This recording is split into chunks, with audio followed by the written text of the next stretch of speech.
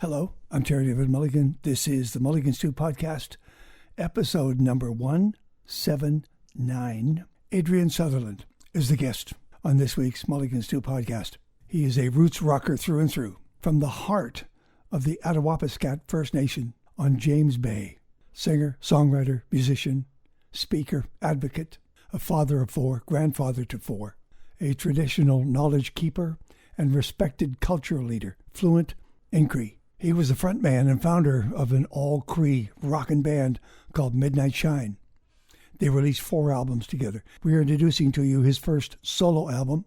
It's called When the Magic Hits. And the important thing about Adrian is that he cares deeply about many causes and is using his music and voice to share first-hand perspective on issues facing First Nations like contaminated water, housing shortages, food insecurity, addiction, and mental health. Adrian wasn't fooling around when he put this music together.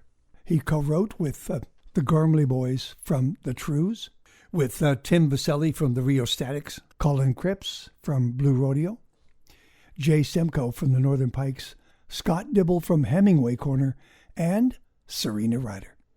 And he was really smart to get Colin Linden, our own Colin Linden, to produce this album from his studio in Nashville, while Adrian was locked down in James Bay, but he had built himself a recording studio inside a shipping container. And it looks really cool. It sounds great. And so Nashville and James Bay got together and made this music. You won't believe how well it turned out. Here's our conversation with Adrian Sutherland. I'm Terry David Mulligan, and this is Mulligan Stew and the Mulligan Stew Podcast on CKUA Radio. I'm in Nanoose Bay, Vancouver Island. But Adrian Sutherland is in a slightly larger bay, James Bay, well up north. It's his home and where he makes his music and lives his life. Adrian, we have the bays in common. We have music in common. We're Canadians. We're alive. We're upright. We're breathing. How about that? That's all we need, I guess. In that order: alive, upright, and breathing. That's it. I haven't seen the album yet. I've seen the graphics and everything. When the Magic Hits is your first solo album.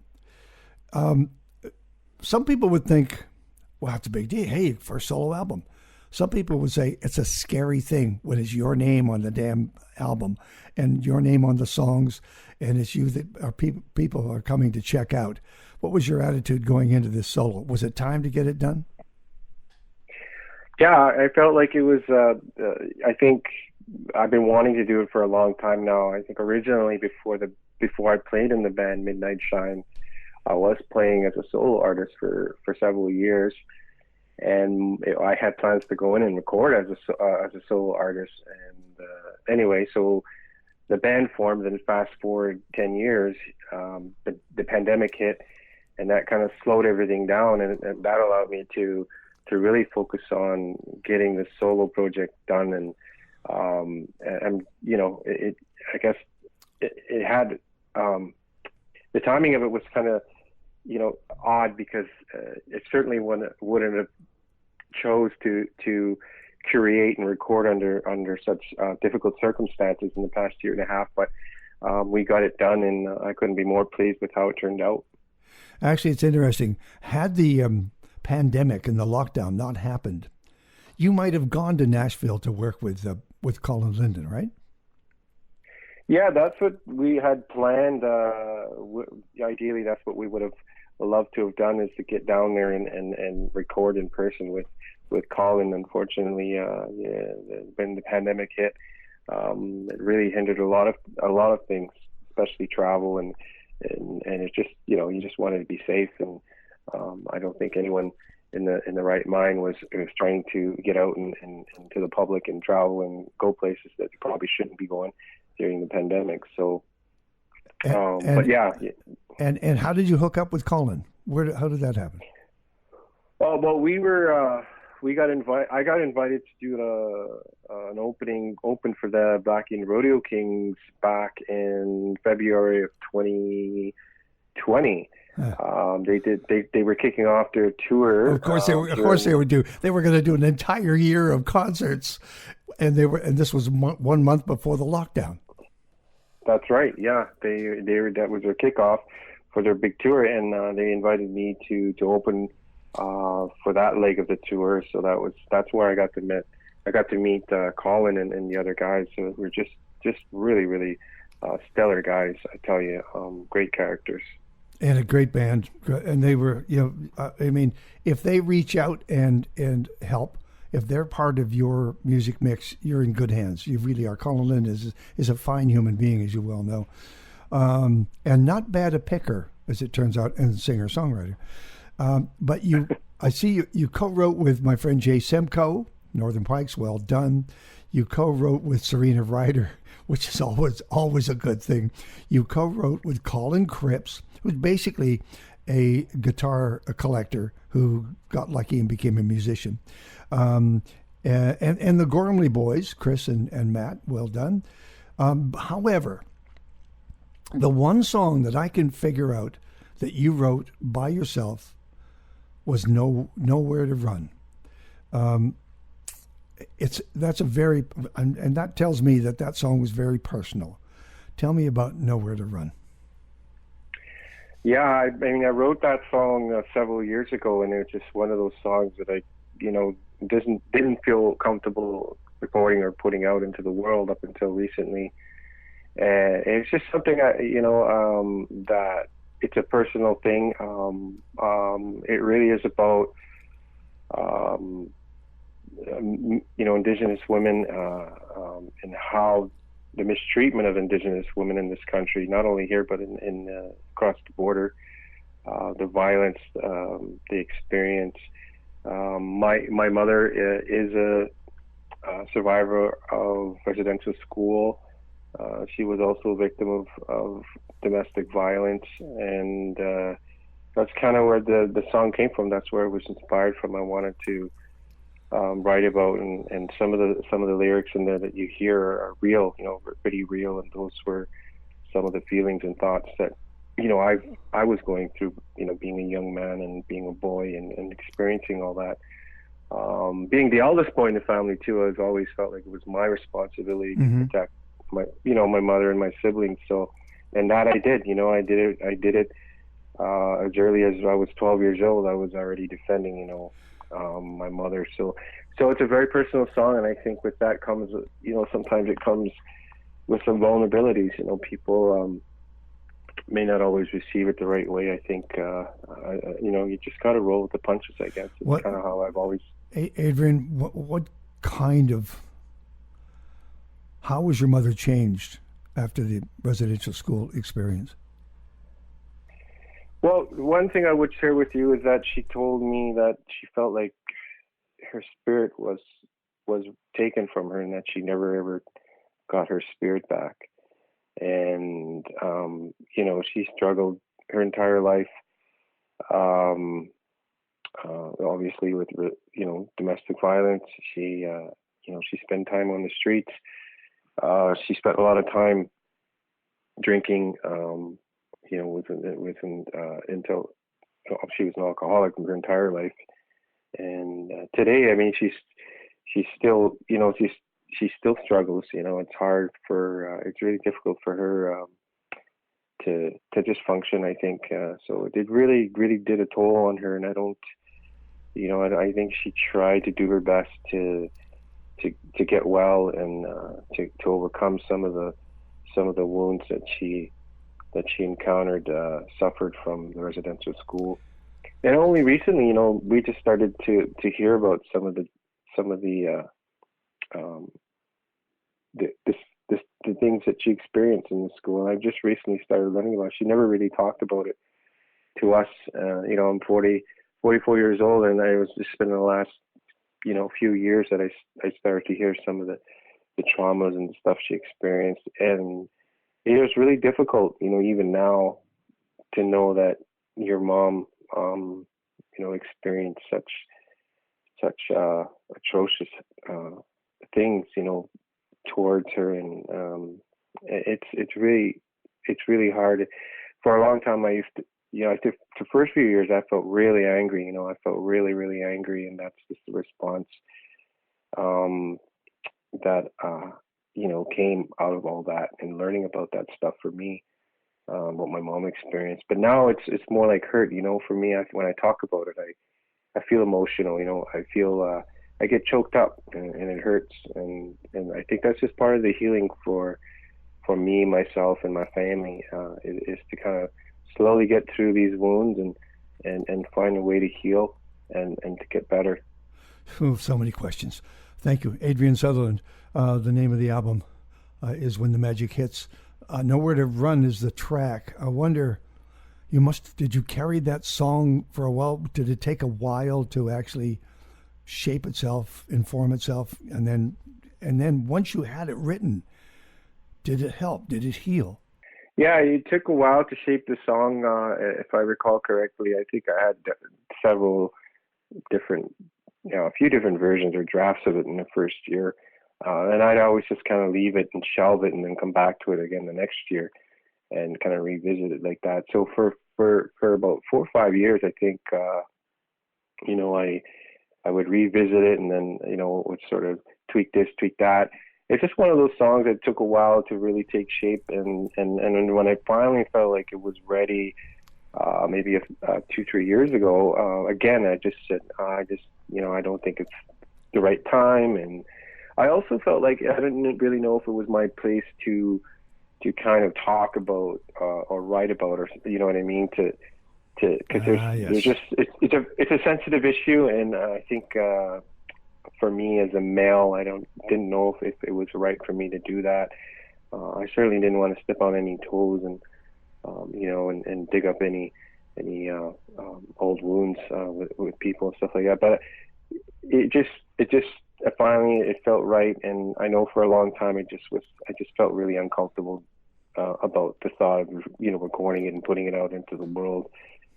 Mostly because I felt like it wasn't my place to speak about it or to raise awareness about it. But I also felt like, and a lot of it, like I said earlier, I feel like I'm the protector of my children. I'm the protector of my wife and my family and my mother, and I feel like that's my obligation as a male, as a man, is to protect.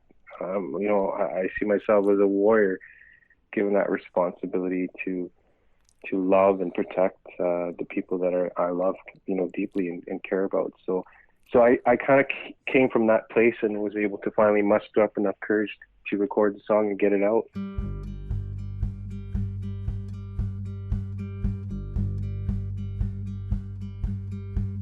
When you feel like there's nowhere to run, and there's no one there to help you find your way, and those bone-chilling nights make you numb,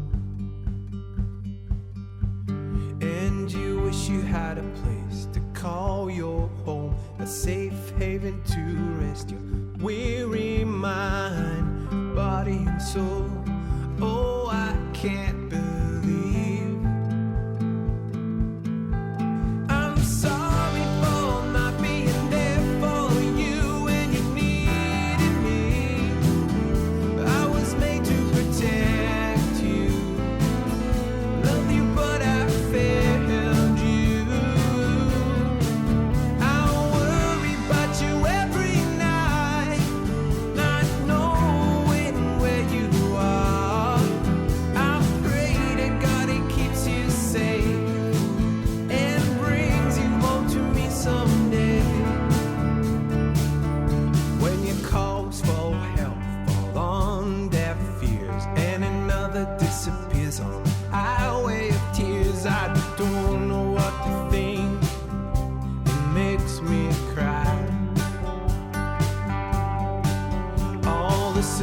and the mothers, daughters fight, sand ripples across the land tonight to give you a voice. Oh, I can't believe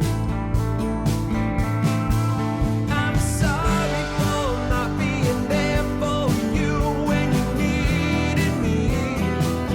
I was made to protect you.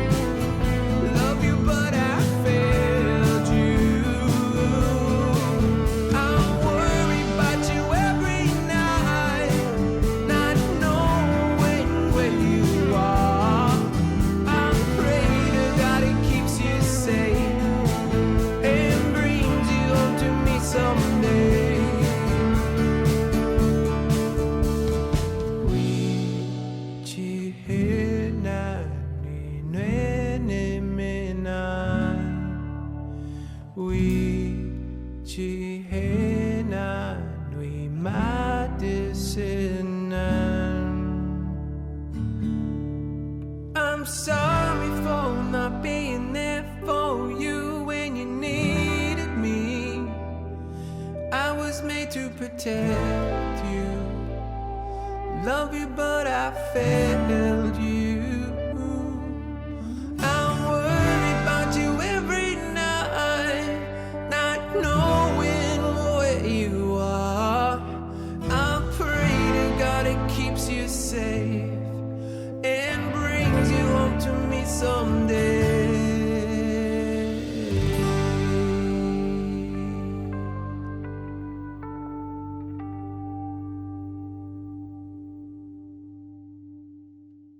He is Adrian Sutherland. The name of the album is When the Magic Hits. It's his first solo album, first of many, my friends. It begs two questions. I had a conversation with Ed Robertson weeks ago, just a casual question about how long it took him to actually start writing about himself as opposed to someone else or a character or a situation or through someone else's eyes and voice. And he said it about 20 years. And then all of a sudden I realized that because I asked him, where's the red line with you, is what you will write and what you won't write about.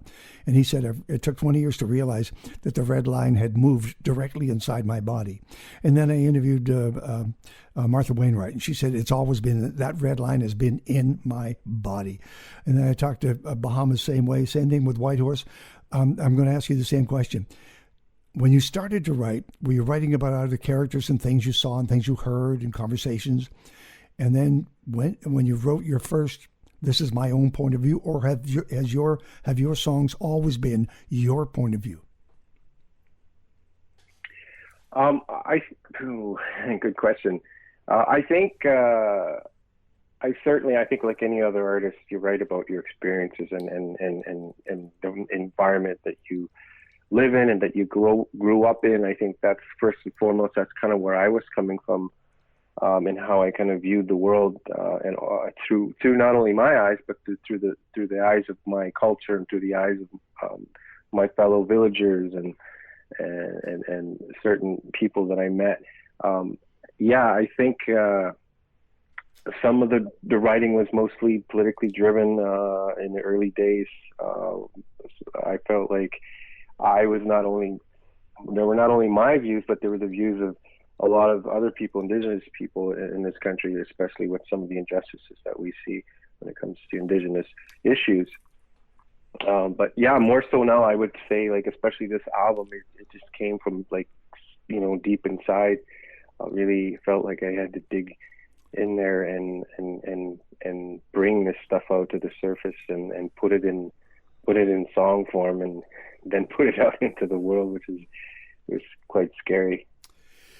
Adrian, you and I are talking about, 2 days before Canada's National Truth and Reconciliation on Thursday.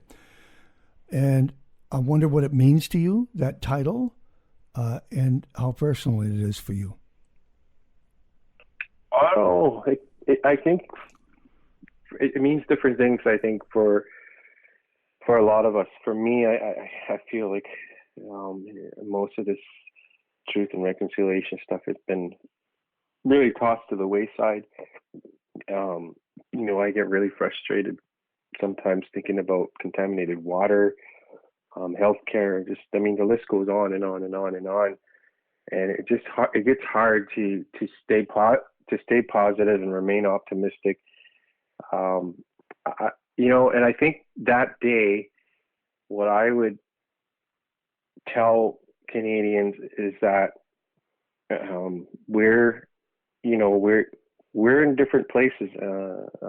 I think some of us are not quite, are just starting to dig up those wounds. Some of us, the wounds are still fresh, and some of us have gone quite a ways now down the path, and have, healed and broke that cycle of abuse and trauma. For example, I always use my own life and family as an example. My wife and I came from really dysfunctional homes and alcoholism, and we decided, earlier on in our relationship and our marriage, when we started bringing children into the world, that we didn't want that for our kids. We wanted, the complete opposite. We wanted love, we wanted support, and we wanted them to feel like protected, all the time, and not like the way the things we experience. So we made that choice, and we consciously made that choice. And I think there are a lot of people out there like that, Indigenous people that have been able to overcome a lot of those things. But there's some that haven't, and I think people just need to understand that a lot of us are in different stages of I guess healing, and I think we just need to be very supportive of that, and we need to try to take the time to learn and understand and listen to each other, and we would ask for your support and to just be with us, and be there for us, and I think that's probably one thing I would tell Canadians. Thank you, Adrian. I had to gather myself there. I'm getting emotional. Magic hits from this album. How do you know when the magic hits, for example? And when will you know when the magic hits? I'm thinking of you as a songwriter, but it's also not about just songwriting. It's about falling in love. It's about your career. Like if you keep going the way you're going, magic is going to hit you. So is it all of those things? Tell me about that magic part.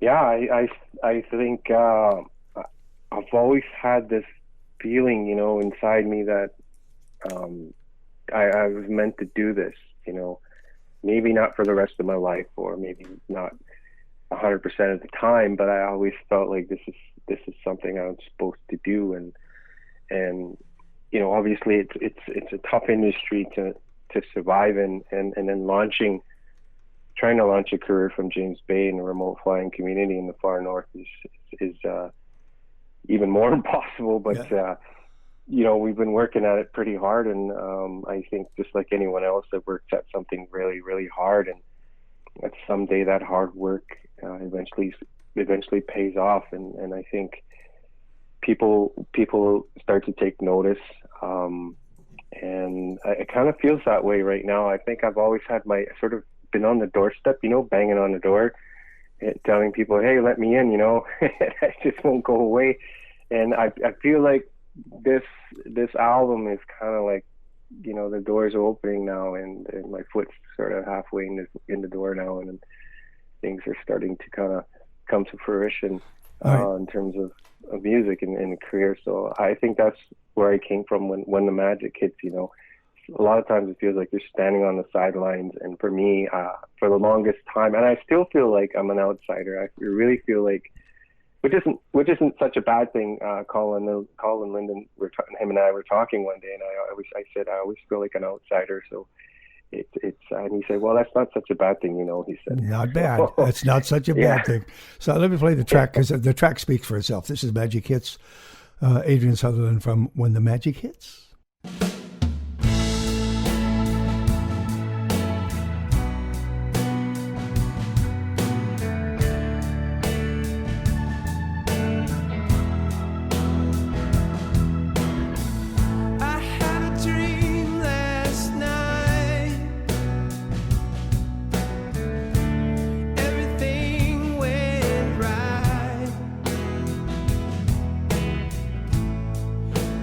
Took me by surprise.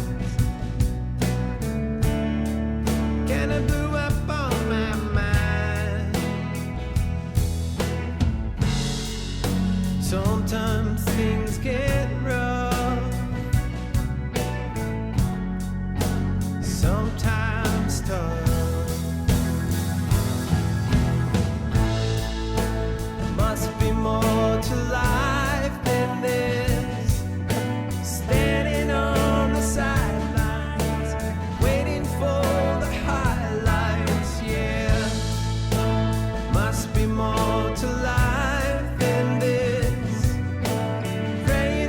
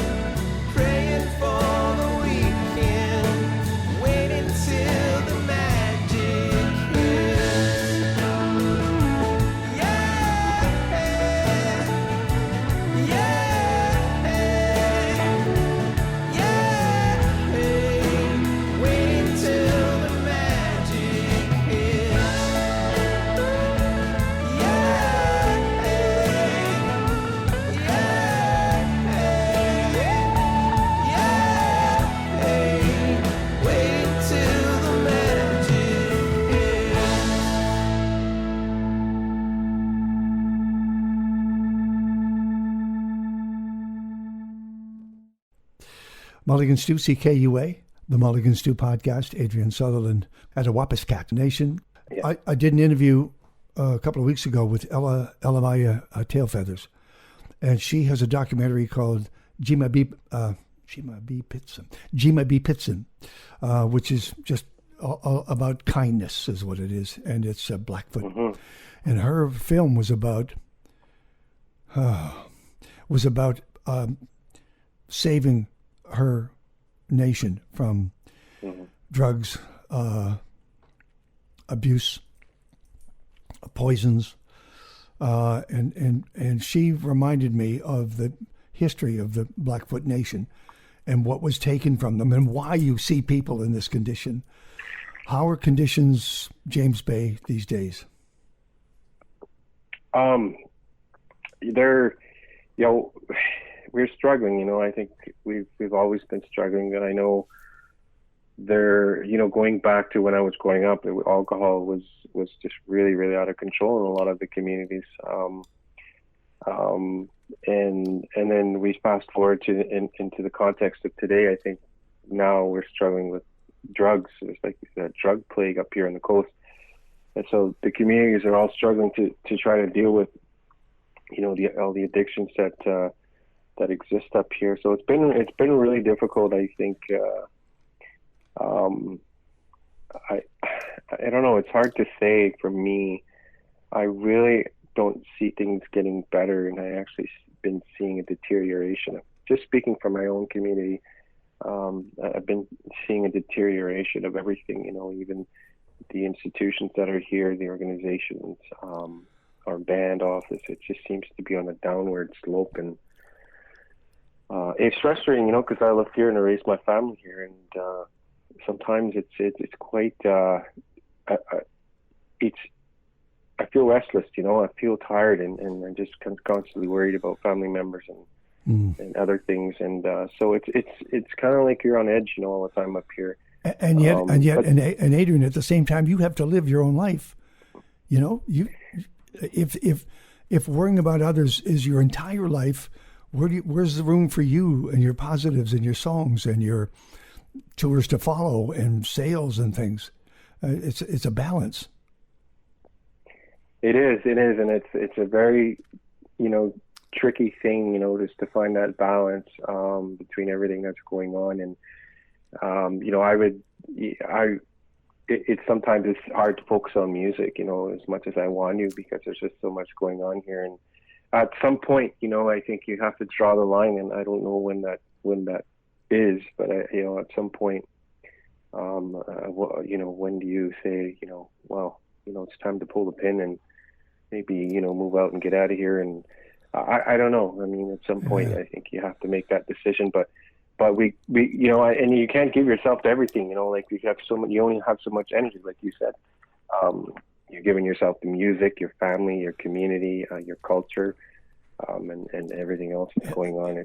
It's so much to bear. I'm going to play scared in just a second, but it just leads me to one final question, and that is leadership. You know how important leadership is, especially with a band. You need people at the top showing example, showing the way, shining the light.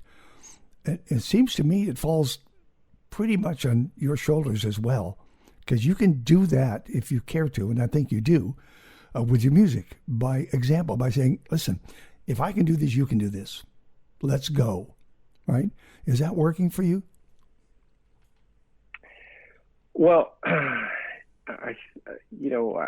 not sure how much value I bring to any table here in the community, and I struggle with that. I certainly don't feel valued living here in the community. So it's difficult. I certainly, try to encourage people, and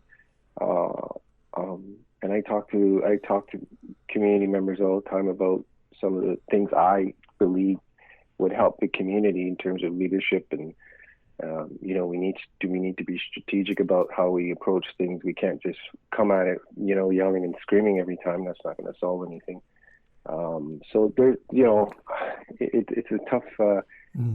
It's a tough position to be in, and on the other hand, when I go to another community, a neighboring community, I really feel the love, I feel like I bring value. They know that I bring value into their community when I work with their youth and community and support some of the events that they have going on there. But here it's different. I think it's just a lot to do with I'm from here. Yes. I don't know. I just can't quite put my finger on it, but yeah, I recognize that. I understand that. I understand. It will find a well. Let's believe that it will find a way. Let me play the tune. Maybe the message gets through. This is Scared, Adrian Sutherland.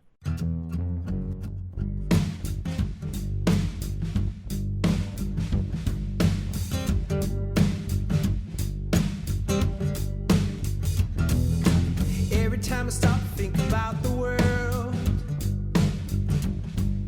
I think of all the pain that life can hurl. I think of all the words that people say, why we gotta hate so much today, and it hurts me so bad, and I get scared. I get so scared. People trying to live without love, and I'm scared to death of this emptiness. Maybe things are better on the other side. If only I could see through your hurting eyes. Hard to hang on when you're losing hope. Chest fills up and you start to choke, and it makes me so sad, and I get scared. I get so scared.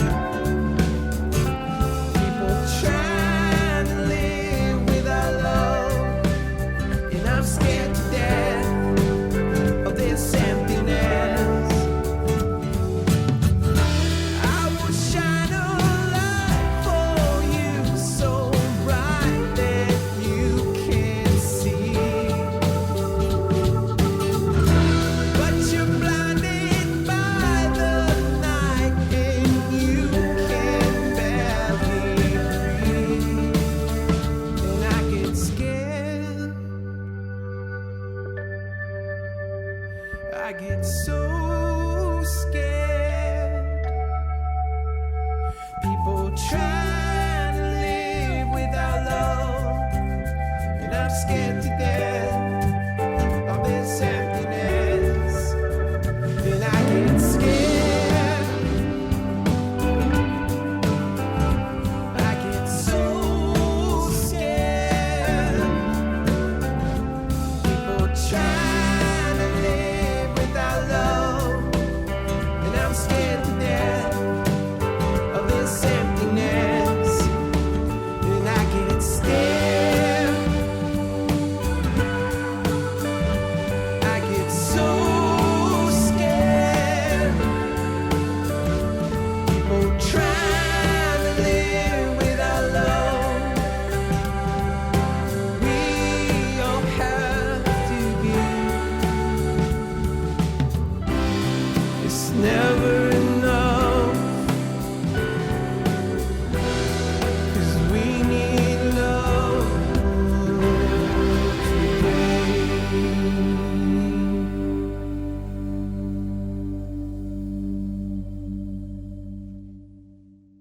When the Magic Hits is the name of the album. He's Adrian Sutherland, and you'll be hearing a lot of him, especially here on CKUA. I mean, by the way, you're already top 10 here. Did you know that? right? Top 10 in plays. Albums. Oh, nice. We're talking Yeah. albums, man. We're talking albums.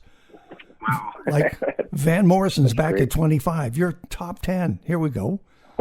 Wow. Let's get going. Walk With Me. It feels very personal. It might have been a co-write, but I think it's about family. Yeah, And I believe it's co-written with you and Serena Ryder. that's correct. Yeah.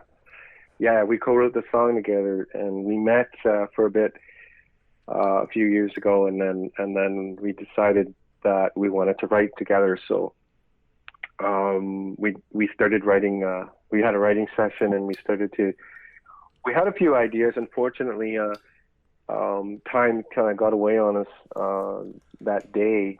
So we ended up with the one song, "Walk With Me." But it was funny because when we first got together and we started, we brought some ideas. She brought some ideas. I brought ideas, and then she said, "Well, let me hear your idea first." And I said, "Sure." And I said, "It's a song about a walk that I did."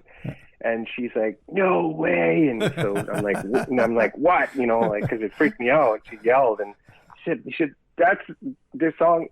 The song that I wanted to bring today is called "Walk With Me," she said. And she had the song, it had some structure and some melodies, and she's, I played mine, and then she played hers, and then I said, "I like yours better." So we went with hers, and we wrote this beautiful song together. It was about a walk that I did several years ago with a friend of mine. We walked the coastline of James Bay for several days with backpack. We backpacked, and I tell you, that's one of the toughest things I've ever did in my life. I tell you, but it was, for me, it was like a healing walk, like a pilgrimage type of thing. You know, I felt like it was so. I don't know. I felt so alive, you know. I never felt so alive, more alive in my life before, and so that's kind of where the song came from. And we wrote this beautiful song together. But it also reminds me, you know, a lot of the lyrics remind me of just kind of walking together as people, you know, as friends, as brothers and sisters, down the Sweetgrass Road. You know, that's the road we call. It's like the straight and narrow, right? It's a tough road to walk on, you know. Not everyone can walk that path, but it's a good place to be, you know, if we can all walk on that path together, and so in a good way, I think. So to me, that's what the song means. Is about working together and walking together to get, you know, to be at a better place. Good call. Way to go.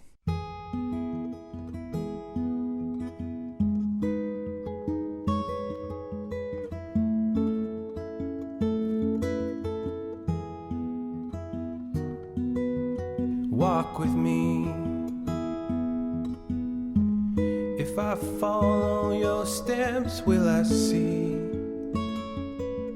Why did you go? Let's trade skins. Show me all the places you have been. Just let me know. I'll be fine. Don't you know I've waited all this time to know.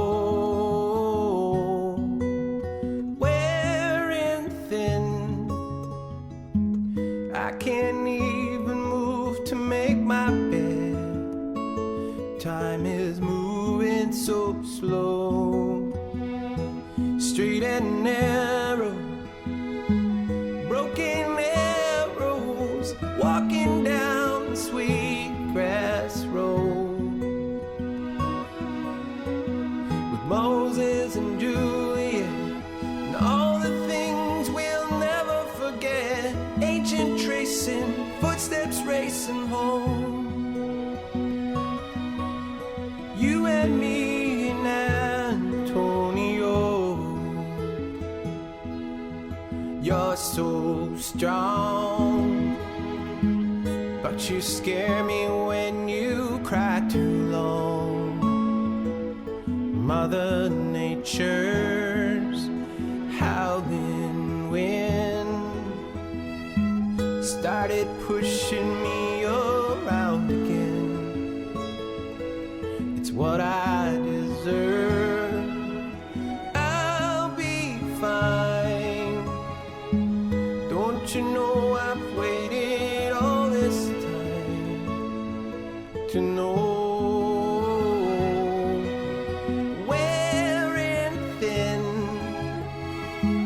I can't even move to make my bed. My body so sore, straight and narrow, broken arrows, walking down the Sweetgrass Road with Moses and Juliet, all the things we'll never forget. footsteps racing home.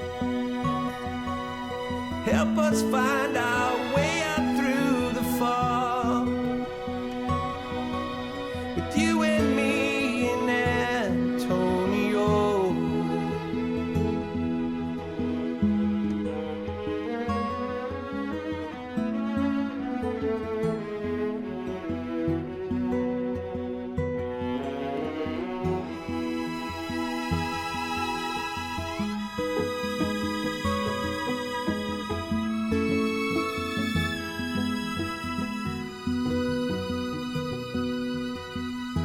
Straight and narrow, broken arrows, walking down the sweet grass road.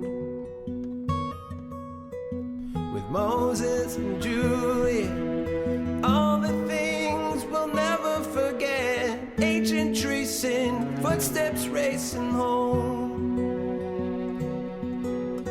Help us find our way out through the fog. The compass of the heart will lead you home. You and me and Antonio.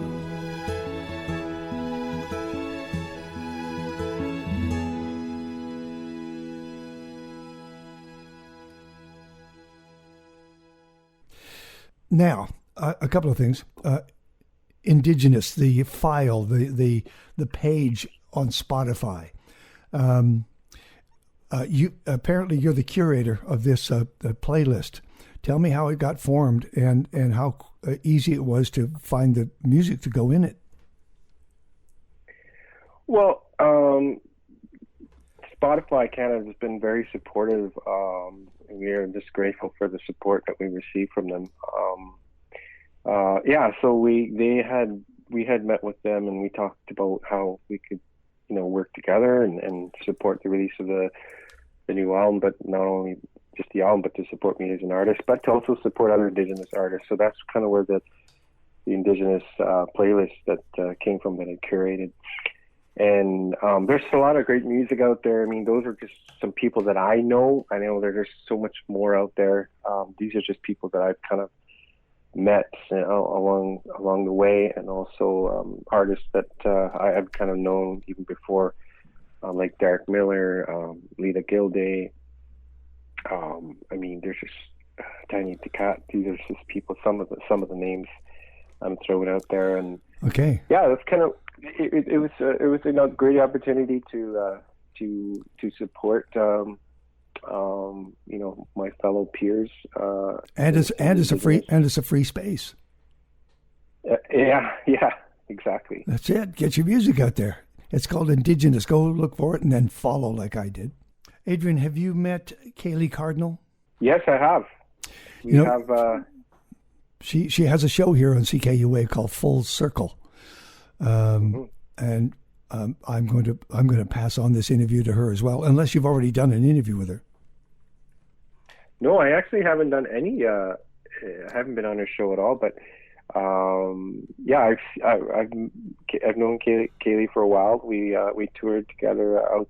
We went to Germany together a couple of years ago, and we did a couple of shows together as well. So she's such a wonderful songstress. I love her music, and she's just an even more amazing person. I've got to play that for her as well.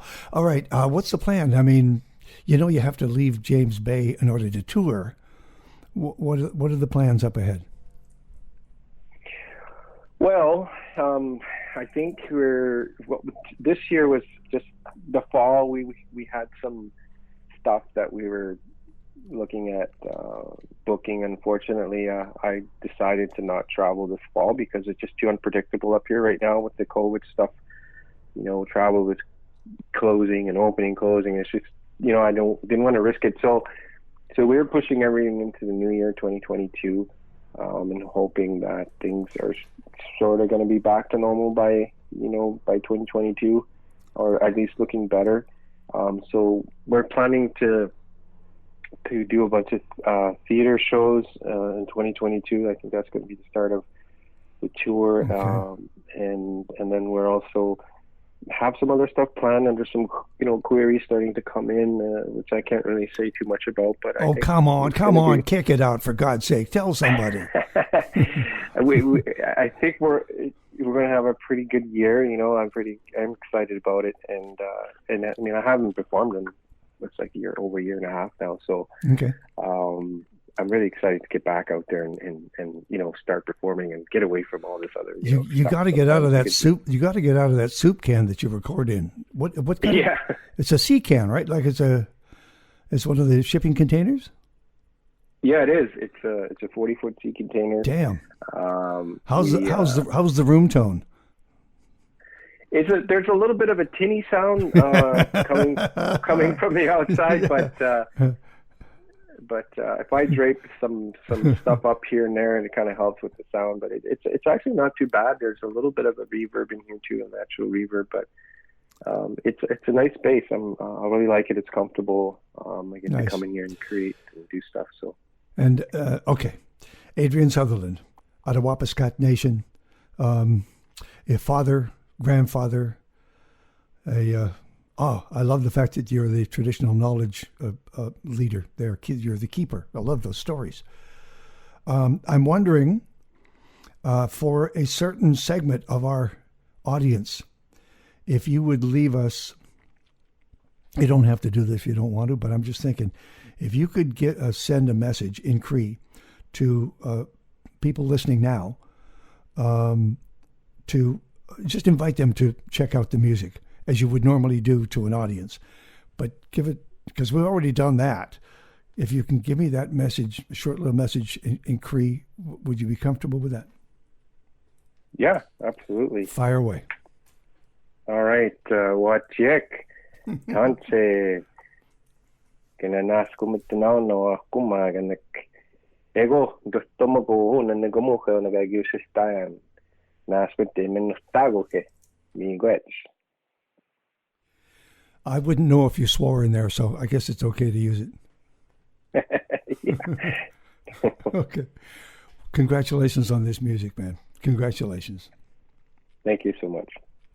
And it's you don't have to believe in this, but I believe that this is how leadership happens. You may not want the heaviness of it, the mantle of it, the load that is asked of leaders, but you will lead by example. Just living your life. Mm-hmm. And if you're comfortable with that, you're a leader. Okay. Thank you. Thank you. It means a lot. Way to go. Adrian Sutherland, you check him out for yourself. You play this music for yourself. It will find you. Okay. I hope you heard the same Adrian Sutherland that I first did. The first time I heard the music, I thought, this is good. These songs are great. Who produced it? Colin Linden produced it. Look at Anyway, the name of the album is When the Magic Hits, and it's out there now. Produced by Colin Linden in Nashville, working with just the best musicians. And as always, he books Gary Craig on drums and John Diamond on bass, Canada's best rhythm section. Anyway, enough of me talking about all of this. Go and find this music for yourself, will you? Adrian Sutherland, When the Magic Hits. And that's the Mulligan Stew Podcast for this week. Coming up, interviews with Colin James, who has a great new album. Miami Steve Van Zandt, who has a new book called Unrequited Infatuations. It's big. It's a big book. I'm halfway through it. We're seeking to find our friend Andy Schaff as well down the road. And we're going to talk to Mike McDonald from Junior Gone Wild. They have reformed after 7 years, and they've just put out an album, and we'll talk to him about that as well. Thank you for listening. Please consider subscribing on Spotify, Google Play, or Apple Podcasts. Take care of yourself.